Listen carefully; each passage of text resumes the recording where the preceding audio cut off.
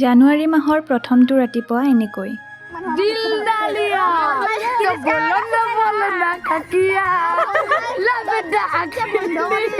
31 ডিচেম্বৰ আৰু 1 জানুৱাৰী বুলি আমি কিছুমান প্লেন আগৰ পৰাই কৰি থৈ দিছিলোঁ যদিও এই বিশেষ দিনকেইটাত বিশেষ অসুবিধাৰ কাৰণে একো কৰা নহয়। 1 জানুৱাৰীৰ দিনা ঘৰতে দুপৰীয়া খাই বৈ শুই আছিলোঁ, কিন্তু হঠাৎ সৰুবোৰে একদম হুলস্থুল লগাই দিলে যে সিহঁতে খানা খাব। খানাটো পিছে সিহঁতে মাংস ৰুটিয়ে খাব, কিন্তু মাংস ৰুটি খালে বহুতেই নাখায়, বহুতে খাব। সেইবাবে আৰু সকলোৰে সুবিধা অনুযায়ী আলু ভাজি, কণী আৰু ৰুটিকে বনাই দিলোঁ। সেই দেখি ওচৰৰে দোকানৰ পৰা আমি গোটেইখিনি যা-যোগাৰ আনি আমি বনোৱা আৰম্ভ কৰি দিলোঁ আৰু সকলোৱে একদম লগে ভাগে বনাইছোঁ, সেইকাৰণে সোনকালো হৈ গৈছে।